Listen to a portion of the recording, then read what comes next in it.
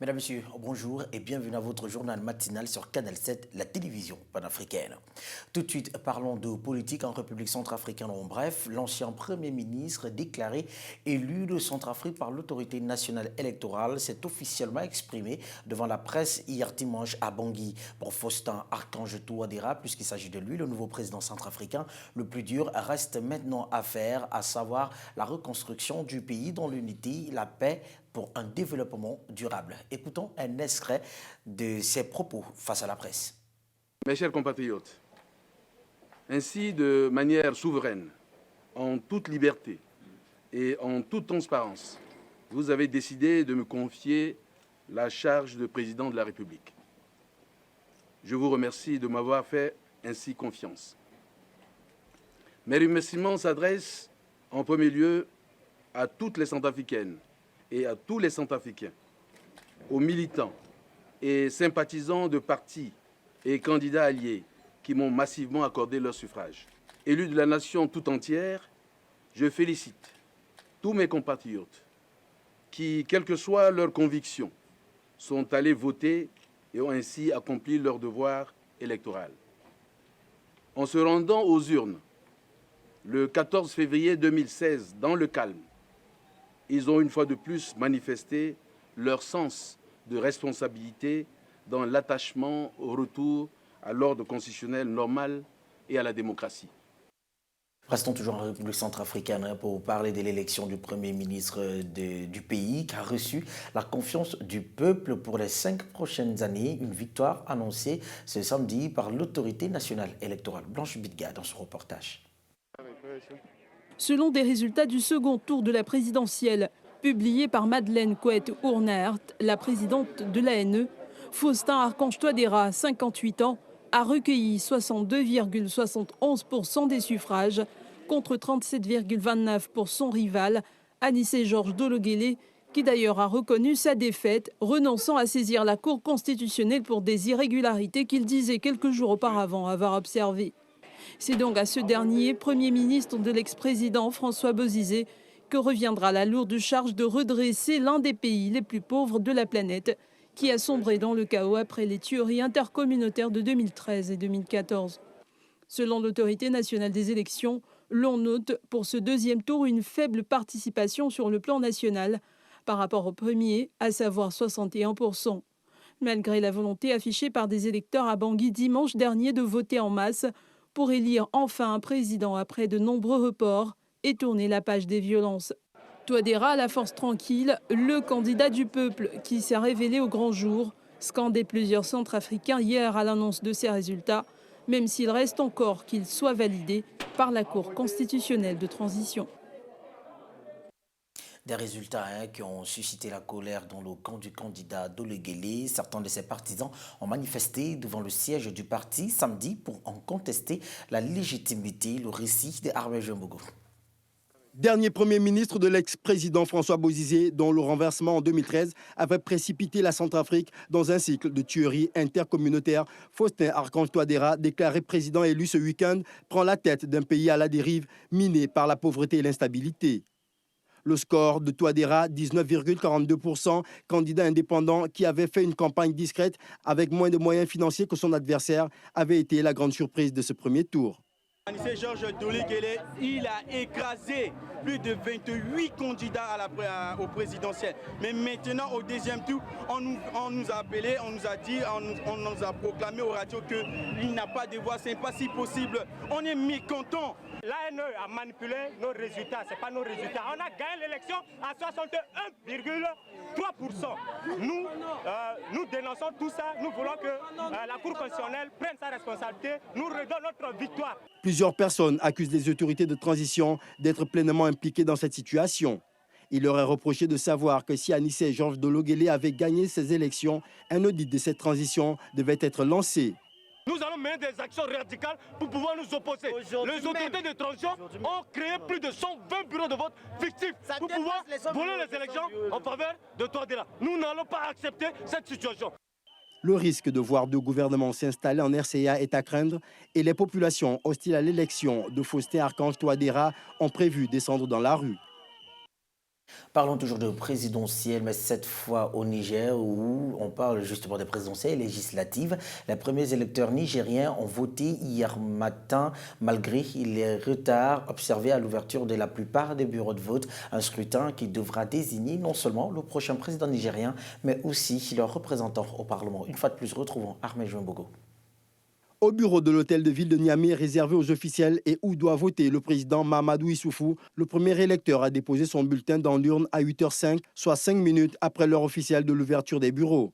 Toutefois, à la même heure, le matériel venait seulement d'être livré au CS Yantala dans le quartier du Plateau, alors qu'une vingtaine d'électeurs attendaient déjà pour voter. Le président du bureau de vote, Sadou Al-Khalifa, a expliqué que la vérification et la ventilation du matériel aux différents bureaux avaient pris du retard. Il était présent à 5 h du matin pour prendre son matériel au centre prévu à cet effet. Même constat à l'école Lazaréen du quartier populaire du même nom. J'attends, il est 8 h et il n'y a personne. Je ne vois pas le numéro du bureau de vote et les listes ne sont pas affichées. S'est énervé Ali Issaka, 45 ans. Finalement, les délégués se sont aperçus vers 8h30 que le matériel livré et notamment les listes électorales ne leur étaient pas destinées. Selon plusieurs témoignages, la situation était similaire dans la plupart des bureaux de la capitale. De nombreux électeurs cherchaient également leur bureau, à l'image d'un groupe de jeunes femmes dans le quartier Lazare qui ne trouvaient pas le lieu où elles devaient voter. La campagne a été marquée par de vives tensions politiques avec des échauffements entre partisans du président et opposants dans un pays miné par la pauvreté et la crainte d'attaques djihadistes. Le président Issoufou, qui brigue un deuxième mandat, a promis une victoire au premier tour face à ses 14 rivaux, alors que l'opposition dit craindre un hold-up électoral. Restons au Niger où le président Mahamadou Issoufou a voté hier dimanche dans le bureau de vote de l'hôtel de la capitale Niamey. Candidat à sa propre succession, il brigue là un second mandat. Plusieurs électeurs nigériens ont également voté dans un climat où l'opposition agite le spectre de la fraude après une campagne tendue. Ahmed Jouembogo. On n'est plus en campagne. Maintenant, il faut être patient et attendre quelques heures. On verra les résultats qui vont sortir des urnes. Nul ne peut dire avec certitude si ces propos de Mahamadou Issoufou, candidat à sa propre succession, sont d'ordre à rassurer ses électeurs. Après avoir voté lui-même, le président sortant attend patiemment le résultat des urnes. Dans cette même attente où certains électeurs se préparent à de mouvements violents si Issoufou venait à gagner au premier tour, d'autres au contraire espèrent une sérénité, quelle que soit l'issue du vote. Je viens de voter, j'ai exercé mon droit de vote, j'invite tous les citoyens du pays à aller voter. Celui qui gagne, c'est la volonté de Dieu et celui qui perd doit prendre son mal en patience. On doit tous unir derrière celui que Dieu a choisi pour nous. Cette élection présidentielle est couplée à des législatives et les résultats seront annoncés dans les 5 jours suivant le scrutin. Pour rappel, de nombreux bureaux de vote ont ouvert avec beaucoup de retard, une situation qui sème le doute dans les esprits des uns et des autres, surtout lorsqu'on sait que le président Issoufou, 63 ans, surnommé le Lion, avait déjà été accusé par l'opposition de préparer un hold-up et la crainte de troubles post-électoraux a commencé à gagner les esprits. Après l'annonce de la victoire du président Museveni en Ouganda, le FDC de l'opposant Kizza Besigye rejette les résultats et dit ne pas vouloir collaborer avec le chef de l'État qui vient d'être réélu pour un 5e quinquennat. Reportage. Le principal candidat d'opposition en Ouganda, Kizza Besigye, a déclaré samedi rejeter les résultats d'une parodie d'élection quelques minutes après l'annonce de la réélection du président sortant Yoweri Museveni au pouvoir depuis 30 ans pour un 5e quinquennat. Comme vous avez pu l'entendre, nous rejetons les résultats des élections. Nous devons continuer la lutte qui risque d'être longue et difficile, mais à la fin, nous vaincrons. Nous avons gagné les élections. Nous gagnerons notre combat et nous aurons le pouvoir.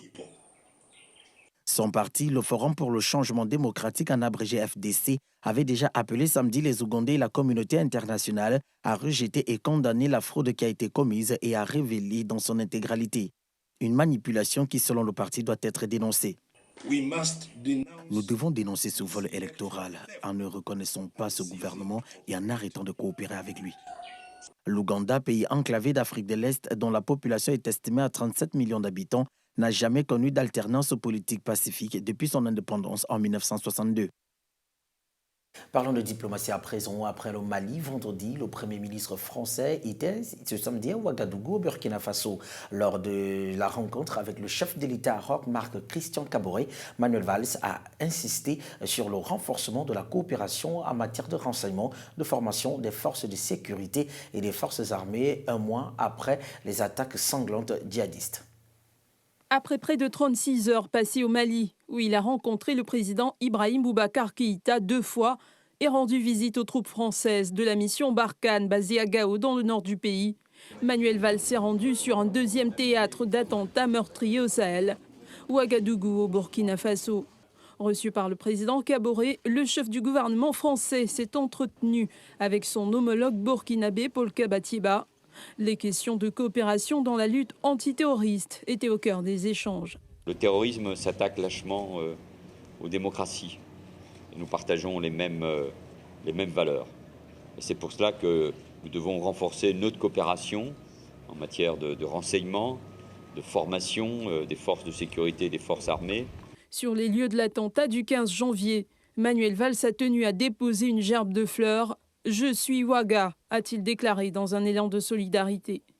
Et de la même manière que tant de personnes de tous les pays se sont ralliées au cri « Je suis Paris », et je dis à mon tour et au nom de tous les Français ici présents, je suis Ouaga et nous sommes tous Ouaga, il faut bien sûr le rappeler. Le Burkina Faso, point d'appui permanent de l'opération militaire française Barkhane avec 3500 hommes, a déjà été la cible ces derniers mois de plusieurs opérations djihadistes. Alors vous avez certainement reconnu la voix de Blanche Bidga. L'Afrique, le continent de l'avenir, a déclaré justement Manuel Valls lors d'un point de presse donné à Ouagadougou après sa rencontre avec les autorités burkinabées, affirmant que sur le continent noir se joue une partie de l'avenir de l'Europe et de la France, suivant justement un extrait du Premier ministre français. Si nous voulons à terme endiguer, maîtriser la question des flux migratoires, c'est ici que se joue en effet une grande partie de l'avenir de l'Europe et de la France. Et donc notre intérêt, c'est que le développement économique, le développement social, le développement culturel et éducatif, le développement humain puisse s'accomplir de manière maîtrisée, avec bien sûr la nécessité d'une bonne gouvernance. À présent, l'Afrique doit profiter de son taux de croissance attractif pour accroître ses échanges commerciaux et les investissements sur le continent. C'est le souhait exprimé ce samedi par les dirigeants africains rassemblés pour le sommet Africa 2016 à Sharm el-Sheikh en Égypte et qui s'est refermé hier dimanche. Blanche Bidga. Il faut encourager le commerce et les investissements sur le continent afin de renforcer la place de l'Afrique dans l'économie mondiale. Ainsi s'est exprimé le président Abdel Fattah al-Sisi d'Égypte. Et c'est ce à quoi se sont attelés ces dirigeants africains durant les 2 jours du sommet. Plusieurs accords y ont été signés. Vous devez avoir vos propres investisseurs en premier lieu, parce que quand vos citoyens investissent, ils gagnent la confiance des autres investisseurs. Parce que quand vous n'investissez pas, les autres vont dire « Oh, ils n'ont pas confiance en eux ». Les gens viennent parce que vous investissez. Il faut de l'énergie et des trains. Le chemin de fer peut aider l'Afrique, comme il a servi l'agriculture en Asie ou même aux États-Unis. Les routes sont importantes, mais les trains sont encore plus importants. Si vous avez l'énergie et le réseau ferroviaire, l'Afrique va s'envoler. Le sommet s'est refermé ce dimanche. Y ont participé plus de 1200 responsables, dont les présidents du Gabon, du Soudan, du Rwanda, du Nigeria, du Togo, et ainsi que des dizaines de ministres et de décideurs économiques. L'économie du continent devrait croître de 4,4% en 2016 et 5% en 2017, un taux bien supérieur à celui des pays développés. Au Gabon, dans le cadre de ses activités, la plateforme Génération Ali Bongo Ondimba a organisé ce week-end dans le 2e arrondissement de la capitale gabonaise une manifestation en présence de son président d'honneur Mathias Otunga Osibadio et de nombreux cadres et responsables du Parti démocratique gabonais en abrégé PDG. L'objectif de la rencontre était de lancer un appel à la candidature au chef de l'État Ali Bongo Ondimba, suivant ce compte rendu d'Abdoulaziz Maïga sur les images d'Alexinia. Le mouvement Génération Ali Bongo Ondimba a mobilisé dans le 2e arrondissement de Libreville des militants et des sympathisants. Objectif de cet événement, appel à la candidature du chef de l'exécutif Ali Bongo Ondimba. Au cours de la manifestation, la présidente du mouvement Ali Bongo Ondimba n'a pas manqué d'une part de remercier le chef de l'État pour son action en faveur de la femme gabonaise et d'autre part de lancer un appel à la candidature.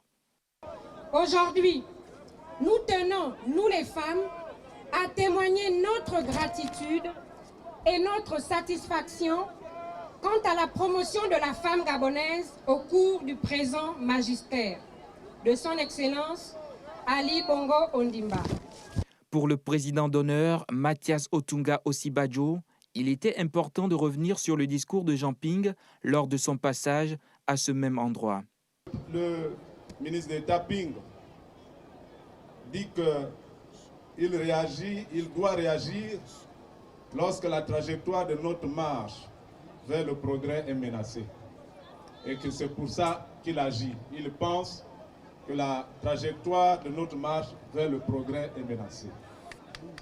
Après la convention citoyenne organisée par l'opposition gabonaise, le mouvement Ali Bongo Ondimba a eu l'occasion de répondre aux propos tenus par le candidat Jean Ping, sans oublier de réaffirmer leur soutien à leur candidat.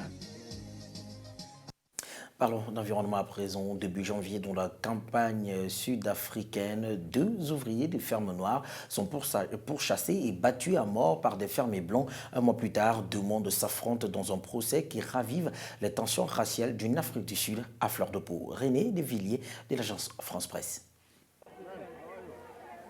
Devant le petit tribunal de Paris, au cœur de l'Afrique du Sud rurale, des barbelés coupent la rue en 2. D'un côté, un groupe de blancs agite des drapeaux proches de l'extrême droite et crie au génocide de leur peuple. De l'autre, des manifestants noirs entonnent un chant intitulé « Tuer les fermiers ». Le 6 janvier dernier, à Paris, 2 ouvriers de fermes noires ont été battus à mort dans un champ. À l'intérieur du tribunal, 4 fermiers et un officier de police, tous blancs, sont dans le box des accusés. Racisme, crime, pauvreté et possession des terres, le cocktail des problèmes de la Nouvelle-Afrique du Sud post-apartheid est réuni. Pour la famille de Sean Tangasha, l'une des victimes, il a été tué pour avoir simplement voulu réclamer son salaire. Seoun est parti un lundi en disant qu'il allait voir son chef, Boeta, pour avoir son argent. Il est allé là-bas et il n'est jamais revenu. Mais du côté des fermiers blancs, une autre version est avancée. Les soutiens des accusés assurent que les victimes ont d'abord attaqué le fermier et lorsque celui-ci a pu donner l'alerte, des dizaines de voisins ont lancé une chasse à l'homme punitive. Dans la communauté, la peur des attaques sur les propriétés est quotidienne. Selon le lobby pro-africaner AfriForum, plus de 1800 fermiers et ouvriers ont été tués depuis 1990 dans le pays. Culture à présent, à l'occasion de ses 30 ans de carrière qu'il fête au Trianon de Paris ce 21 février, l'artiste phénomène camerounais Petit Pays s'est entouré de la nouvelle génération d'artistes de son pays. Un moment exceptionnel pour l'artiste et pour ses fans de la diaspora française. Reportage. De son vrai nom, Adolphe Claude Alexandre Mundi, alias Petit Pays ou encore le Turbo d'Afrique et bien d'autres petites appellations, ne cessent de faire danser le monde entier depuis les années 1985 à travers des mélodies aux diverses sonorités. Pour célébrer ses 30 ans de carrière, Petit Pays donne un spectacle ce 21 février au Trianon à Paris. À force de tubes, de coups d'éclat et de scandales, Petit Pays est devenu un artiste emblématique. Il sera le premier Camerounais à investir la belle salle du Trianon, idéalement située proche de Barbès et Château-Rouge, où se trouve une forte communauté d'Afrique centrale. En première partie de son concert, Mahalox, le vibreur, auteur du Romion Ça sort comme ça sort, taillé pour les pistes de danse. À côté de Franco et Stanley Enour, également invités au Trianon. Entouré de son visa au grand complet et de nombreuses surprises, Petit Pays donnera un concert aussi mystérieux et magique que son auteur pour employer ses propres termes. Musicalement, la démarche de Petit Pays est tout autre. Dans l'air du temps, en 3 décennies, il a sorti environ 30 disques, très souvent populaires.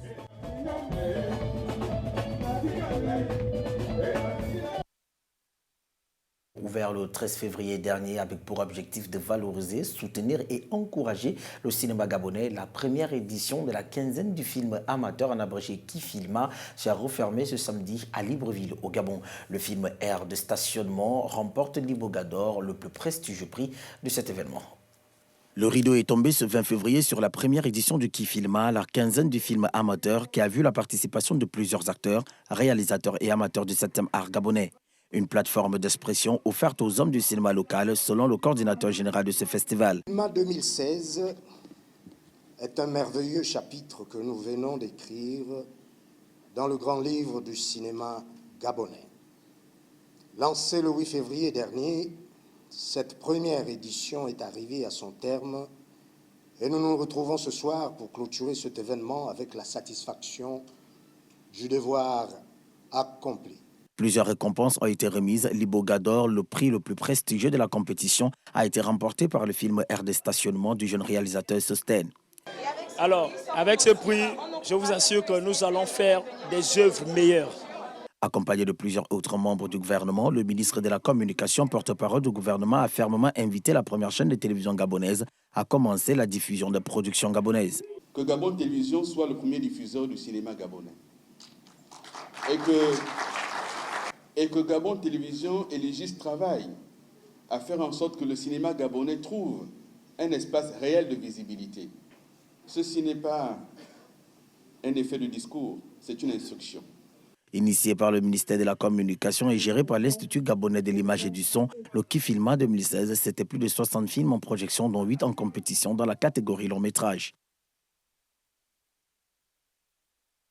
Sport à présent, la zone ouest A de la Confédération africaine de football a décidé, à l'issue de ses travaux à Dakar, au Sénégal, d'apporter son soutien à la candidature à la présidence de la FIFA, dont l'élection est fixée le 26 février du Cheikh Salman, président de la Confédération asiatique de football. Suivons tout ceci dans ce reportage de Mamadou Niang. Réunie en assemblée générale élective à Dakar au Sénégal, la zone ouest A de la Confédération africaine de football s'est solidarisée avec la recommandation du comité exécutif de la Confédération africaine de football de soutenir la candidature du Cheikh Salman à la présidence de la FIFA. Tout en laissant à chaque association membre son libre choix, nous avons décidé de nous solidariser de la recommandation prise par le comité exécutif de la CAF le 5 février dernier de soutenir la candidature de Cheikh Salman à la présidence de la FIFA, a déclaré Maître Augustin Senghor, président de la Fédération sénégalaise de football, faisant lecture face à la presse de la résolution prise à l'issue des travaux. En prenant cette résolution, nous avons voulu montrer l'unité et la solidarité de la zone par rapport aux décisions de l'instance dirigeante du football africain, a-t-il ajouté. Présent à la rencontre en tant que représentant de la CAF, le deuxième vice-président de l'instance du football africain, Almami Kabele Kamara, s'est félicité de cette résolution, soulignant que l'Afrique du football restera unie dans cette décision. Nous avons eu les mêmes réactions au niveau des autres zones qui composent la CAF, s'est-il réjoui, indiquant que les principes d'unité et de solidarité sont loin d'être en vain mots au sein de la famille du football africain.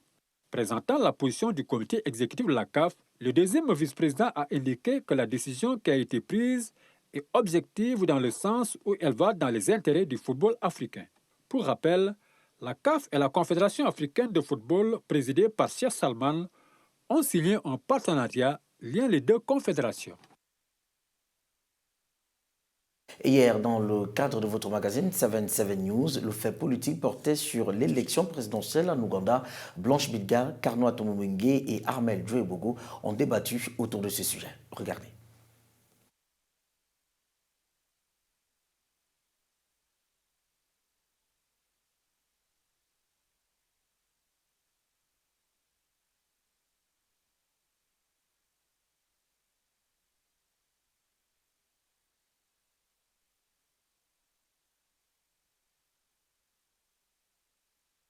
Toi aussi.